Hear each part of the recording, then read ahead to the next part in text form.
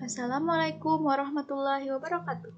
Kembali lagi dengan saya Halimatus Sadia, peserta Latsar CPNS Kabupaten Tapin tahun 2021, Angkatan 17, Kelompok 2. Penyelenggaraan pelatihan ini adalah BPSDMD Provinsi Kalimantan Selatan. Hari ini saya akan menjelaskan learning journal tentang komitmen mutu. Apa itu komitmen mutu?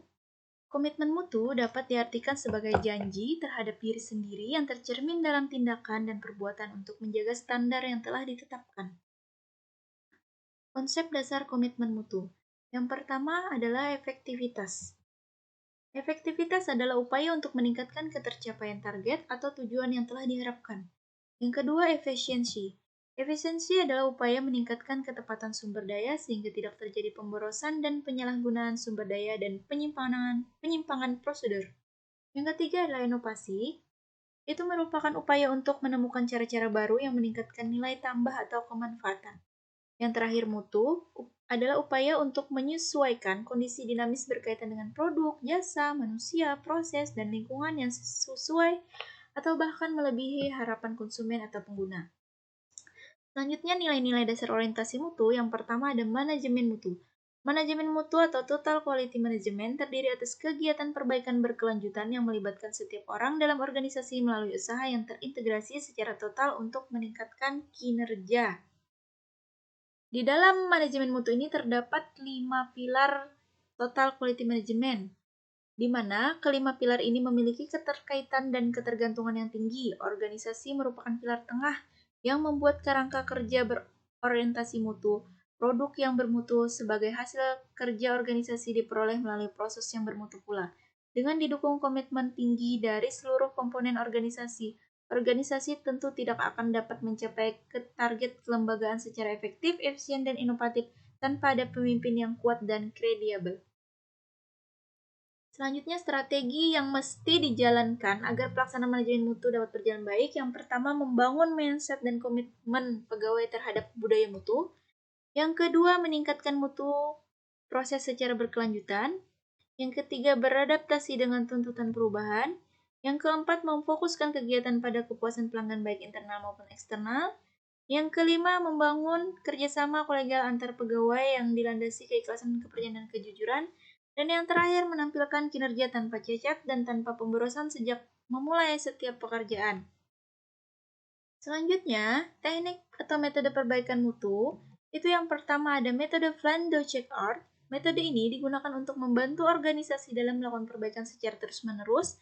Yang kedua ada metode diagram sebab dan akibat. Metode ini digunakan untuk mengidentifikasi berbagai faktor yang menjadi akar permasalahan yang dianggap menjadi kendala dalam mutu. Nah, contoh diagram sebab akibat ini yaitu seperti diagram fishbone.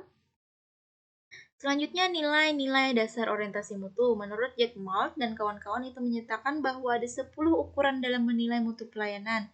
Yang pertama, nyata atau berwujud. Yang kedua, kehandalan. Yang ketiga, responsiveness atau cepat tanggap. Yang keempat, kompetensi. Yang kelima, kemudahan. Yang keenam, keramahan. Yang ketujuh, komunikasi. Yang kedelapan, kepercayaan. Yang kesembilan, keamanan. Dan yang kesepuluh, pemahaman pelanggan. Selanjutnya, implementasi mutu dalam layanan. Sebelum memulai melaksanakan tugas pekerjaan, pegawai ASN harus memahami terlebih dulu wewenang dan tanggung jawab yang dibebankan kepadanya. Kemudian, menguasai standar mutu layanan yang melekat pada wewenangnya tersebut. Untuk itu, tanggung jawab mutu diselaraskan dengan tupoksi masing-masing aparatur sipil negara sehingga tidak terjadi tumpang tindih atau saling melempar tanggung jawab ketika menghadapi masalah. Selanjutnya, berpikir kreatif, di mana ada kreativitas dalam pelayanan. Maksudnya, aparatur sipil negara memiliki sebuah ide-ide kreatif dari pemikiran individu atau kelompok dalam memberikan pelayanan yang menghasilkan kepuasan bagi masyarakat yang dilayani. Selanjutnya ada juga teknik berpikir kreatif, di mana hasil berpikir kreatif akan melahirkan karya yang inovatif.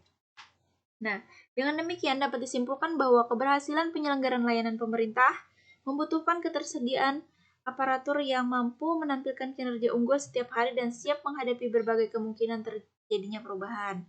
Untuk itu, aparatur sipil negara harus memiliki semangat kerja yang tinggi, mampu berpikir dan bertindak kreatif, serta memiliki komitmen kuat terhadap mutu sehingga pada akhirnya akan mendorong lahirnya inovasi layanan. Dan yang terakhir itu implementasi nilai komitmen mutu seorang guru SD. Sebagai seorang guru, penerapan komitmen mutu dapat diterapkan ketika melaksanakan proses pembelajaran dan pengabdian pada masyarakat. Dalam nilai efektif, di sini contohnya guru sudah mempunyai perangkat pembelajaran seperti silabus dan RPP agar proses pembelajaran menjadi lebih terarah dan bertujuan. Yang kedua, nilai efisien itu tidak melakukan pemborosan waktu, contohnya guru tepat waktu dalam memulai proses pembelajaran. Yang ketiga, inovasi. Pada saat melaksanakan ulangan harian yang dulunya menggunakan LKS, sekarang guru memanfaatkan perkembangan teknologi dengan menggunakan aplikasi Google Form. Dan yang terakhir, nilai mutu. Dalam upaya mengimplementasikan pelayanan yang prima, bisa dengan membiasakan budaya 5S, yaitu senyum, salam, sambut, dan sopan santun kepada seluruh siswa, satuan kerja maupun masyarakat.